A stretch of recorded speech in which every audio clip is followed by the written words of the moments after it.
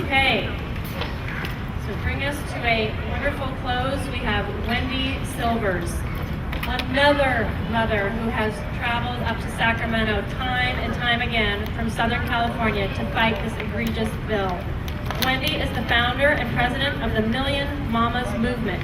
She is an internationally best-selling author, a spiritual teacher, and sacred activist who bridges spirituality and politics.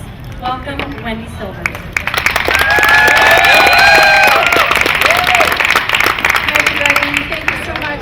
I want to start off with just acknowledging everybody that's here, everybody that I've driven with, the people that contributed to my being here, and the people that are behind the scenes, because this is a community. And the hashtag that came through, community unity, is what we are all about. So I just want to invite everybody in this moment to just put your hands together and give yourself an ovation.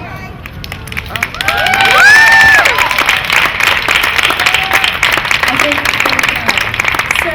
so there's a couple of things that I think are really important.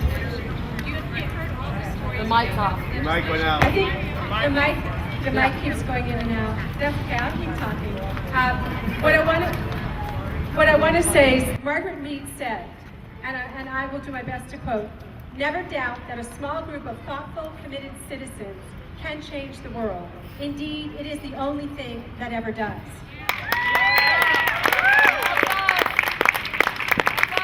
We are not going away. No. We are not going away. Not going. We are not going away. And what I want to say about that is that despite the law, there is a higher law that we all answer to. And that is a universal principle. We the people, for the people, by the people. And there is a presence, a universal presence, that is the truth, that orders and governs our steps. And that's the law that we need to honor. And that's what's being called forth. That is what was called forth by Martin Luther King Jr., by Nelson Mandela, and by Gandhi. Each of us is an essential part of the collective unconsciousness that impacts the entire planet.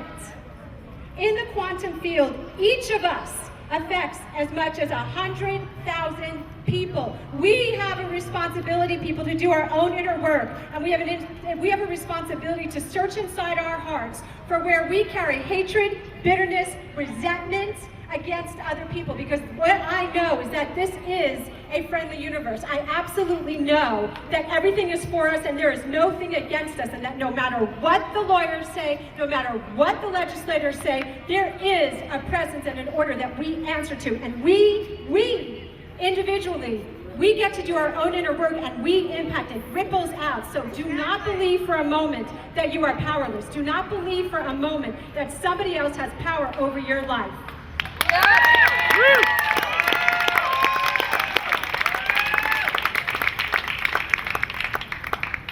The sacred is to govern the secular. Gandhi, King, and Mandela revolutionized their societies by their spiritualized understanding that there is no separation. Do you hear this? There is no separation between our political systems, our social systems, and our spiritual endeavors. All are to be governed by the principle of truth. We want the truth. We are speaking truth to power. Nobody, no place, no thing can keep truth from us.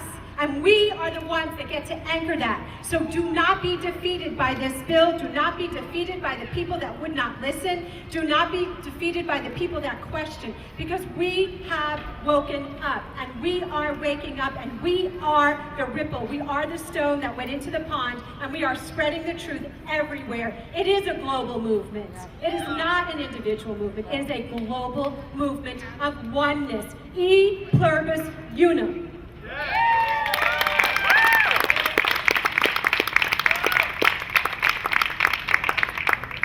Okay, so I know that this might be a little challenging for some, but that's okay, because I think we have been stretched like crazy.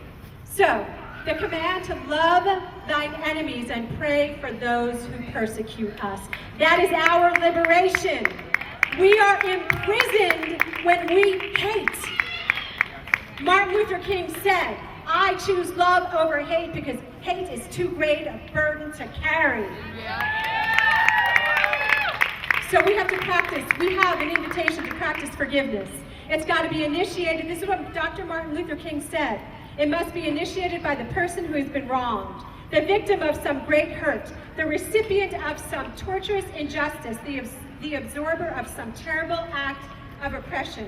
Without this, no man can love his enemies.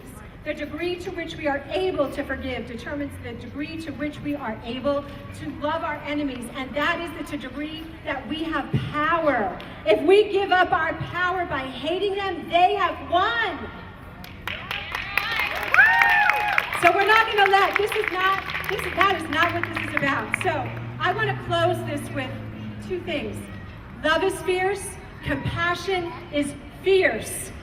Dalai Lama said, compassion and kindness are not luxuries. They are necessities. We get to anchor this, and when we anchor this, we will magnetize legislators that mirror it. It is up to us. We are the ones that we have been waiting for. And who called us forth? Our children. The children called us forth. So will you answer the call? Yes. Okay. So here, thank you. So I have another quote from Dr. King. On some positions, cowardice asks the question, is it safe? Expediency asks the question, is it politic? And vanity comes along and asks the question, is it popular? But conscience asks the question, is it right? And there comes a time where one must take a position that is neither safe, nor politic, nor popular, but he and she must do it because conscience tells him it's right. Thank you.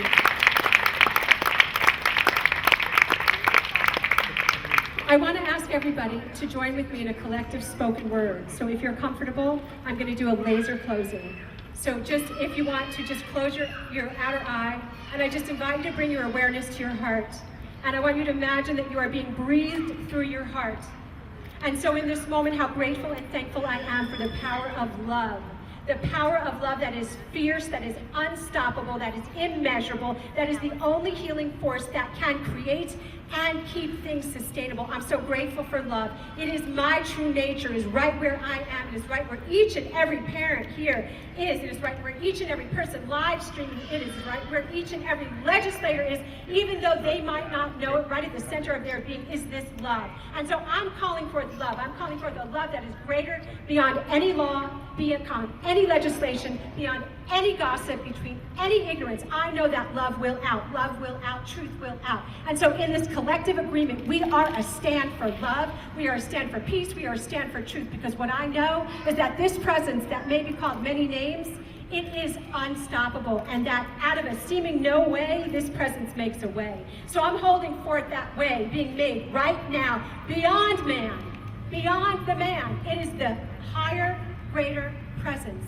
that is ordering our steps. I'm so grateful to know this, to claim this, and I decree that divine and compelling right action unfolds for us and our children beyond any legislation. And so in agreement and in deep gratitude, we say, and so it is. Amen.